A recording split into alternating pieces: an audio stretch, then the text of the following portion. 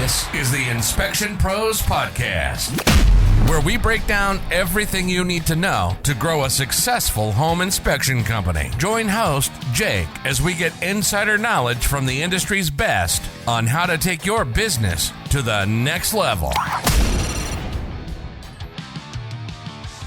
Welcome back to the Inspection Pros Podcast. I'm very excited to have with me today Jay Hawreluk, the CEO of AcuMax. Thanks, Jake. Good to be here again. Thank you very much for joining us again. Jay, our last episodes were fantastic, and we really got into what AcuMax is and what you can do with AcuMax and how you can take your company to the next level. So what I'm excited to say is, once again, and we had a lot of people take us up on this offer, and I want to have this at the top of the show for anyone who's just hopping in and doesn't know Jay. Go check out the other episodes with Jay about AcuMax, but we have a great offer. You can text Jake, Jake, to the phone number 218-517-7985. And Jay, what happens when they text that phone number? When they text it, they'll get the opportunity to take a complimentary AcuMax Index. And then when it's complete, their reports will be automatically sent. It takes 3 to 5 minutes to generate the report, but they'll get them right away. So I know that I got some great responses. People love that. We had a lot of listeners love being able to have their complimentary AcuMax done, and it really is impressive, and it's very useful. So go do that. Take us up on that. That is in the description, as it will be also in the video here. So Jay, let's just get right into it with what are we talking about today? We're talking about A-Drive, and for anyone who doesn't know, you'll have some examples. I'm sure you're going to tell us all about it, but give us a little backstory for anyone who didn't listen to the other episodes. What are the drives and what is A-Drive? Well, first of all, let's start with what is the AcuMax Index. Yes. We are considered a personality assessment, but we're really not a personality assessment. What does that mean? All personality assessments, with the exception of AcuMax, are based in the social sciences, the observable behavior of people. We are based in the neurosciences. In the 18 to 24 month period, after any person on the planet is born, certain chemicals come together and they create specific neural pathways. All right? These pathways never change. Behavior and personality change due to external influences. Where I'm born, upbringing, education, age and maturity. Personal responsibilities will change behavior. It's why none of us on the call act the same way today as we did when we were 17 or 18 years old. But our wiring was the same. Now, during this formative time period, this 18 to 24 month formative time period, there are millions of pathways created. Millions. We measure 4. A, B, C, and D, and how they apply in business and relationships. And let's just face it, business is just relationships. So what we're going to really kind of be calling these little snippet sessions are getting rid of people clutter. Because people clutter occurs in the work environment, includes a personal environment, and people clutter is just things that cause issue between people. When I know how somebody is wired, it takes the mystery of the individual away. Now, the 4 drives: A is dominance, B is communication, C is patience, and D is certainty. Now, we're just going to talk about the A drive today, dominance. So when you take the AcuMax Index, you'll notice the location of the drive dot. It'll either be right of the green norm line or left of the green norm line. If it's right of line, we call that drive high. That applies for all of them. So if your dot is to the right, high in the A, you have those characteristics. If your dot is to the left of the green line, low in the A, you have those characteristics.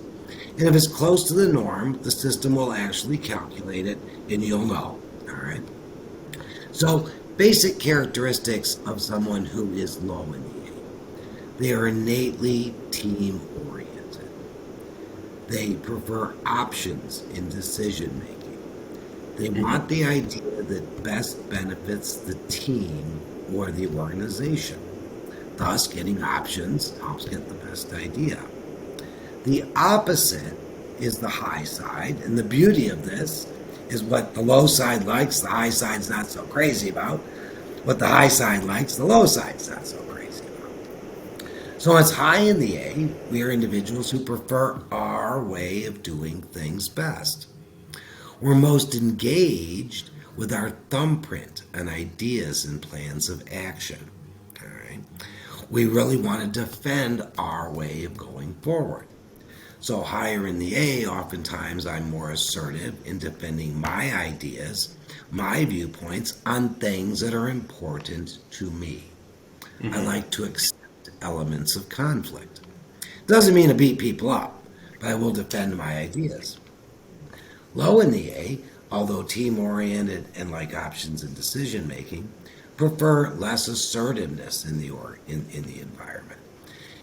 They prefer less conflict. They want minimal conflict.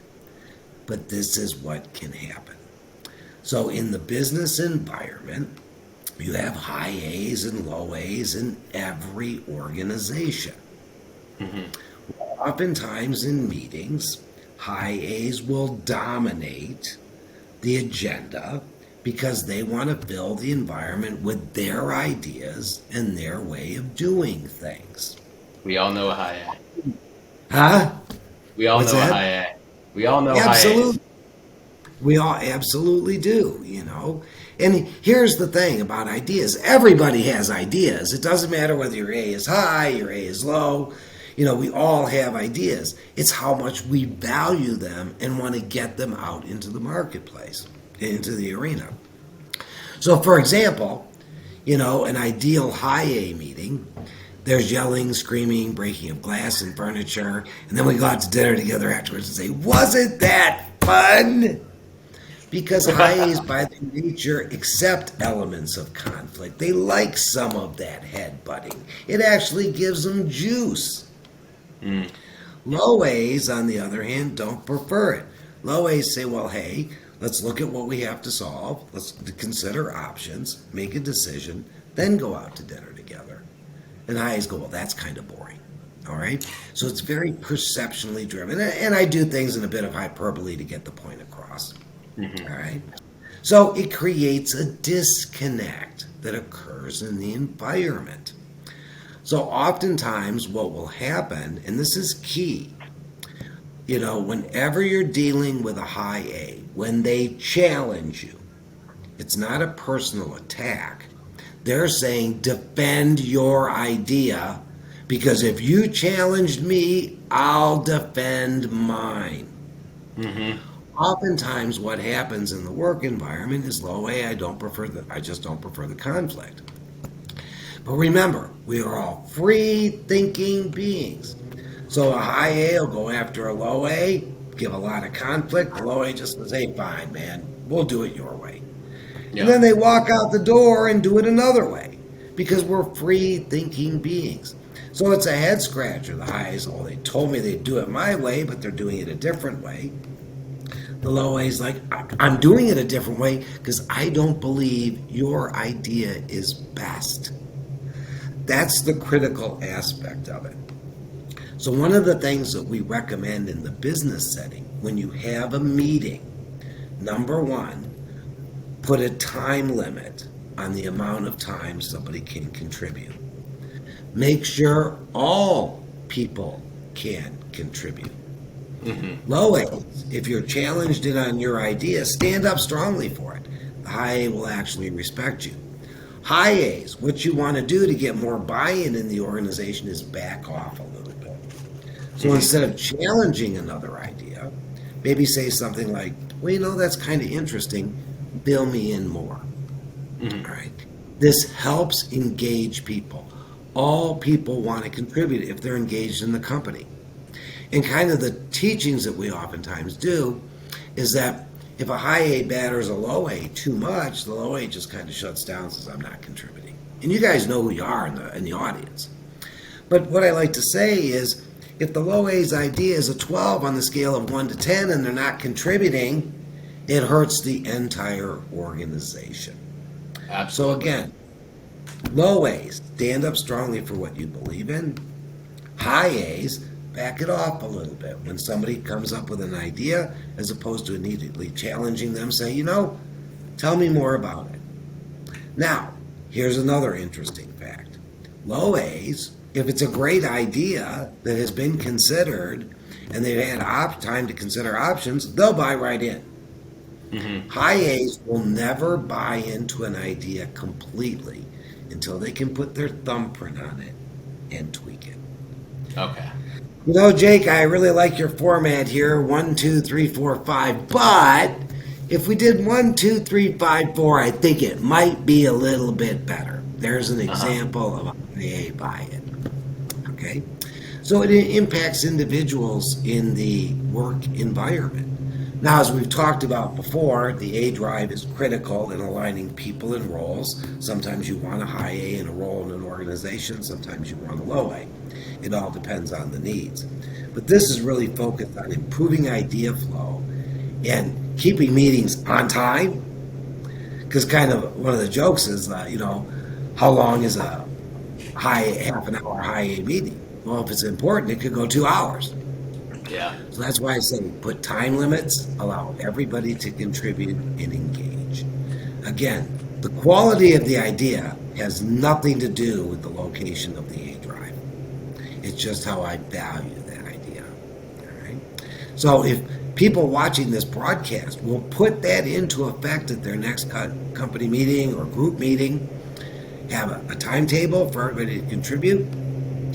Actually, if you're going to be doing an idea session, I kind of recommend everybody bring the idea in writing, put them all up to review. However, a different twist. Instead of attacking it, or talking about how it couldn't work, only talk about how an idea can work. If an idea is out there that nobody's kind of into, they won't even talk about it. But the key thing is to get people to contribute ideas. Because what does that do for your company? It improves engagement, and it allows other individuals to be more engaged. For example, at AcuMax, we have a new employee, and he's only been on board since the beginning of September. Mm-hmm. And so I said to him, one of the things I want you to do, and he's a low A, I said, I want you to do is look at the things that we do and come up with a better idea if you have one. He has already contributed 3 or 4 ideas that have been, I believe, solid improvements. And he just loves being able to contribute. Everybody does. I have a predominantly high A organization, 70% high A, 30% low A. But we make sure everybody can contribute, everybody can have ideas. And one thing I say in my company, and hey, anybody's welcome to borrow this, is you may not always get your idea. You may not always get your way. But guaranteed, you will always be heard. And that, I love that is very important. And people are reasonable. Now, I want to do another quick example in a personal relationship, okay? Because we have, obviously we have our business lives, we have our personal lives. And you can have, in a personal relationship, you can have 2 low A's together, 2 high A's together, a high A and a low A, it kind of mixes, People have asked me, based on my wiring, who should I be with? Well, relationships are more intense than that. There's personal likes and dislikes, etc., etc. But once you're in a relationship, understanding this can really help. So, for example, kind of the issue I like to do is, this is 2 low A's in what's for dinner. What do you want for dinner? Well, I don't know. What do you want for dinner? Well, I don't know. What do you want for dinner? Would you like Mexican? Well, only if you'd like Mexican. Would you like Italian? Well, only if you'd like Italian. And the conversation goes on and on. Because why? Both are accommodating to the other. Yeah. Actually, my stepdaughter and her husband, they're both low A, and they'll have through that conversation. If they can't come to an agreement, that'll make for Angie what she wants. Angie will make Fred what he wants, Kind of a real low A situation. Now, 2 high A's in what's for dinner. What do you want for dinner? Well, I'd like steak. No, we're not going to have steak. We had steak earlier. What about chicken? No, I don't want chicken. What about spaghetti. No, I don't really want spaghetti. We'd rather have ravioli. And it goes kind of back and forth.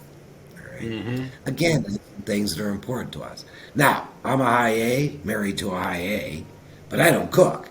So I'm a smart guy and says, hey, whatever you want to serve is fine with me, okay? But oftentimes it happens. And then the high A, low A relationship. So the low A says, where do you want to go to dinner? The high A says, let's get Japanese. Low A says, great. High A says, where do you want to get to dinner? Low A says, low A says, where do you want to go to dinner? The high A says, well, let's get Italian. Low A says, great. Next time the high A says, hey, let's go out to dinner and get some steaks. And the low A says, great. Next time the high A says, let's go out to dinner and get some seafood. And the low A says, great. And this goes on and on and on. Until one day, the high A says, hey, let's go out to get dinner and get some German food. And the low A says, you know what? You never let me pick. It happens. Why? The low A by its nature is accommodating. So I agree, but every person wants to contribute at times. And it's kind of a joke that we've done sometimes in a couple session. And there's a lot of truth that people come up and say, oh my gosh, this happens to us all the time. So the key thing is, especially if you know who the individual is, something easy to say, I know you're low A, you always give in to what I really want to do, but I'll tell you what do you really want tonight? And this can be done in projects or ideas. I had a client come to me and he's high A and his spouse is high A. And they came to this determination a few years ago. They call it level 10. So he'll say to the spouse, is this a level 10? And the spouse replies, yes. He's like, then I know I got to back off and let them have it their way. So there's different things like that, but it really helps because here's the reality of it. When I'm happy and satisfied at work and I don't have people clutter, I'm more productive. When I'm happy and satisfied at home and I don't have people clutter, I'm just happier, I mean, when your personal life is not good, it can affect your business life. So I talk about, we talk about the drives in business and relationships, but everything basically is a relationship. Mm-hmm. That's our podcast on A. Yeah, and thank you for that. And for anyone who's listening to that and saying, wow, not only can I build a team with AcuMax as a tool, you really can take it to the next level by making it more of a way to grow teams and figure out how to interact with each other. So you're not just building the teams, but you're kind of working on optimizing the teams, learning how to interact with each other. And so, as we said at the top of the show, if you don't know not only what your AcuMax is and what your team's AcuMax is, and you want to know their drives, and we're starting this series, we're starting with the A drive, but if you want to know, are you a high A or a low A, go do the complimentary AcuMax, and that's text Jake to the number 218-517-7985. Jay has been very nice to do this for us, this podcast series. I think that a lot of people will learn not only a lot about themselves, but about those who work in their team, with them, and your personal relationships. I personally have used AcuMax and leveraged what I've been able to learn to figure out how to best interact with those around me. So thank you for that, Jay. We really appreciate it. You're quite welcome. It's been enlightening for you and your family. Absolutely. So, Jay, thank you for the examples. I just want to ask this question. As you're interacting more and more with clients who have used AcuMax, has there been anything surprising that you've been able to see someone do with their company or within their personal lives by really getting a good grasp on the A drive or any of the drives in particular? Well, what we've seen, actually, is one of my clients had a grand opening of an autism center, and this was back a couple months ago. And when we went there, everyone had their name badges on, so you not only knew their name but their AcuMax profile, and then they made an extra tweak to it. Am I a task communicator or a social communicator? And we can pick that up when we talk about the B drive, but what it does is help them understand. So they all had them on, and task or social, so it helps them not only in interacting as a staff, plus the AcuMax is there, they use it with all, the patients know their name, and it gives them great talking points. So yes, that's one of the things that clients have done. I'm always fascinated with the things they come up with. We have clients that have it on their intranet, that put it at their workstations or offices, have it on their phones. So, because it just helps in understanding and improving engagement. That's the key, improving engagement. Absolutely. And I have seen how that works. So check out the other episodes Jay and I did as well. And I think it was the last episode we did, Jay, where I actually shared my AcuMax Index so that people could get an idea of what this looks like. And so now what I'll say is you can go check out that episode if you want to see what this looks like. If you're having a hard time understanding, like, how do I see this on paper? Go check out the last episode Jay and I did. Or you could just text Jake to the phone number and do your own AcuMax. So I highly recommend that because I know that a lot of companies use this, and I have seen what you can do with this. So again, Jay, thank you so much. And what are we talking about next time we have you on? What we're going to talk about next time is B drive, communication. Everybody talks, everybody thinks, but this really dwells down to what is really effective communication and how people buy in to ideas and plans of action. That's our next one. So we hope to see you then. We will. So thank you very much for everyone who tuned in today. I appreciate everyone in the audience, and I would really appreciate it if you could like, subscribe, rate and review the podcast so that it gets seen by more people. And then more importantly, as I've said in every other episode, if you know someone who could benefit from listening to this podcast and the amazing experts and movers and shakers we bring in, like Jay, then please share this podcast with them. Share this podcast with anyone who could benefit. So thank you very much, Jay. Thank you very much to the audience, and stay tuned to to hear the amazing roster of guests we have coming in the coming weeks. So thank you to everyone, and we will see you next week. Thanks for listening to the Inspection Pros Podcast. If you haven't subscribed, go ahead and smash that subscribe button. And don't forget to hit the bell so you won't miss our next episode. This episode was produced by Jake Aronson. This has been a Pair Payments production.